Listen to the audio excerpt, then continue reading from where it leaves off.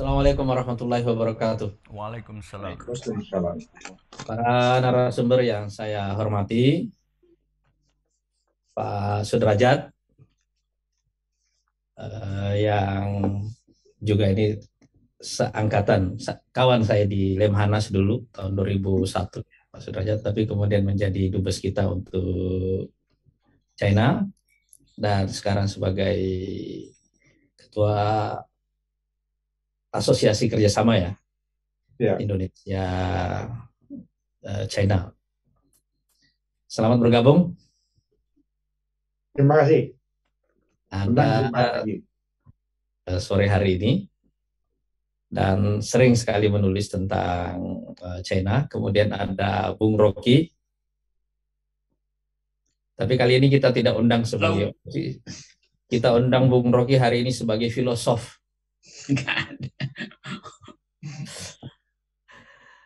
Kemudian ada Pak Riko Marbun yang baru saja merilis survei soal ancaman komunis yang katanya 46,4% publik kita menganggap bahwa komunisme masih merupakan ancaman yang berat. Juga teman-teman media, ada Pak Sekjen Gelora juga di sini ikut hadir.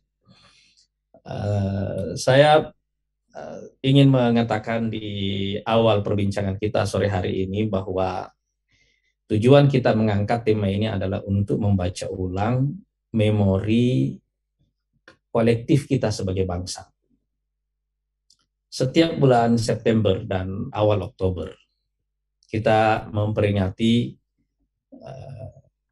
hari kejadian berdarah dalam sejarah kita, gerakan G30S PKI. Kemudian disusul 1 Oktober kita memperingati Hari Kesaktian Pancasila, dan 5 Oktober yang sekarang ini bertepatan pada hari ini kita memperingati Hari TNI. Tentu saja 3 rangkaian hari-hari ini adalah rangkaian hari yang sangat penting dalam sejarah kita. Lebih dari 50 tahun setelah peristiwa G30 SPKI tahun 65 itu, 46,4% publik kita sesuai dengan survei Median yang nanti akan kita dengarkan masih menganggap bahwa komunisme ini adalah ancaman. Bagaimana seharusnya kita membaca memori sejarah seperti ini dalam perspektif geopolitik sekarang ini dan dalam perspektif orientasi kita pada masa depan Indonesia. Itulah tujuan kita berdialog pada sore hari ini. Saya ingin mengatakan beberapa poin di awal sebagai pengantar sebelum kita masuk ke dalam diskusi. Yang pertama adalah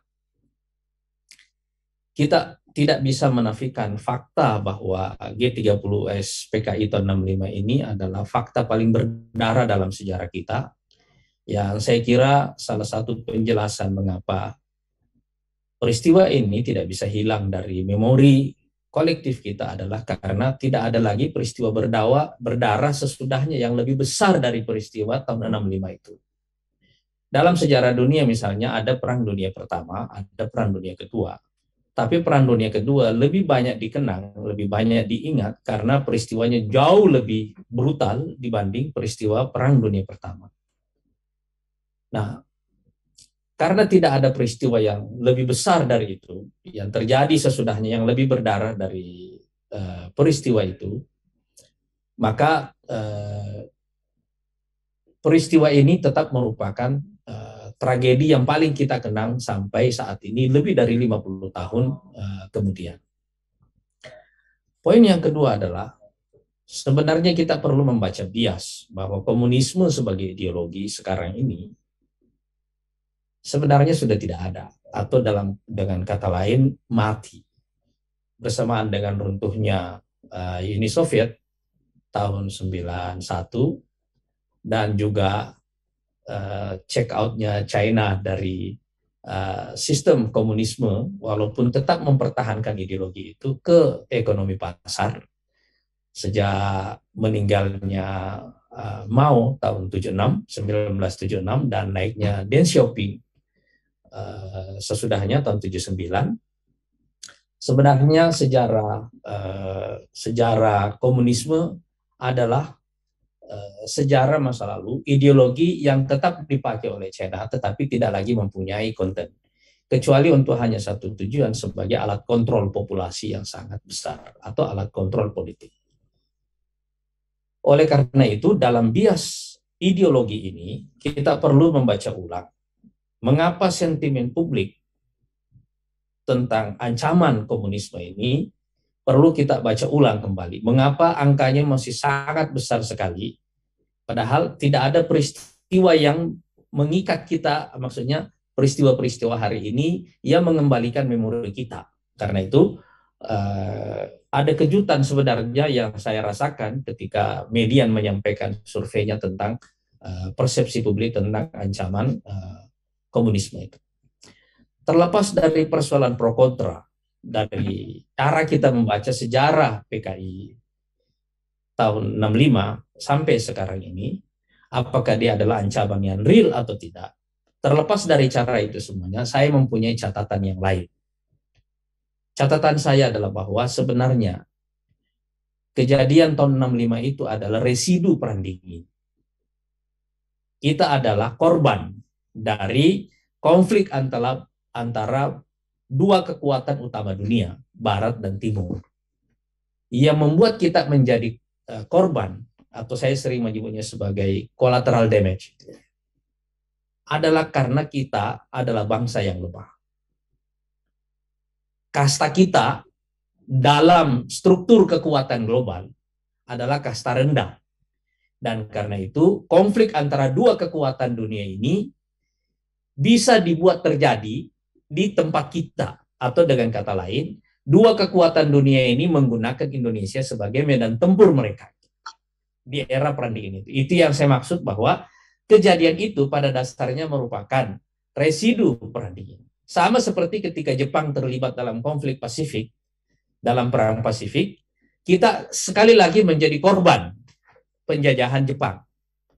Dan semua itu mungkin terjadi karena kita adalah bangsa yang lemah. Tidak dihitung dalam percaturan kekuatan global.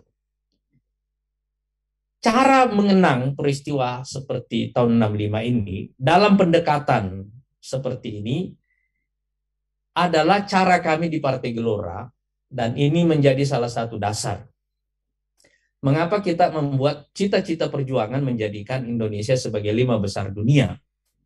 Karena kita selamanya akan menjadi collateral damage dalam konflik besar antar kekuatan-kekuatan utama dunia, manakala kita tidak berada di arus utama kekuatan dunia itu. Nah, kira-kira dalam perspektif itulah kita mencoba mengangkat isu komunisme ini sebagai ancaman, tetapi dalam perspektif geopolitiknya. Untuk itu kita mengundang para narasumber yang kita anggap kompeten untuk berbicara tentang tema ini. Ada Pak Sudrajat sebagai TNI, dengan latar belakang TNI, tapi juga punya latar belakang diplomasi, mengenal China dengan baik. Dan juga ada Pak Dahlan sebagai jurnalis senior. Kemudian ada Bung Rocky. Tapi kita ingin mungkin Bung Rocky nanti lebih memandang dalam perspektif kita sebagai filosof nih ya, kita mengundang beliau. Bagaimana kita membaca memori sejarah seperti ini, tapi dalam perspektif bacaan masa depan.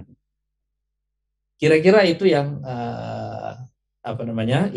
pengantar diskusi kita. Kita mungkin akan mendengarkan pertama dari Pak Riko sebagai dasar kita dalam diskusi ini, karena survei ini yang menjadi dasar dari diskusi kita sore hari ini.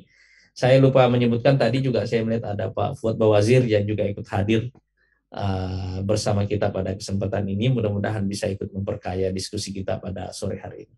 Assalamualaikum warahmatullahi wabarakatuh.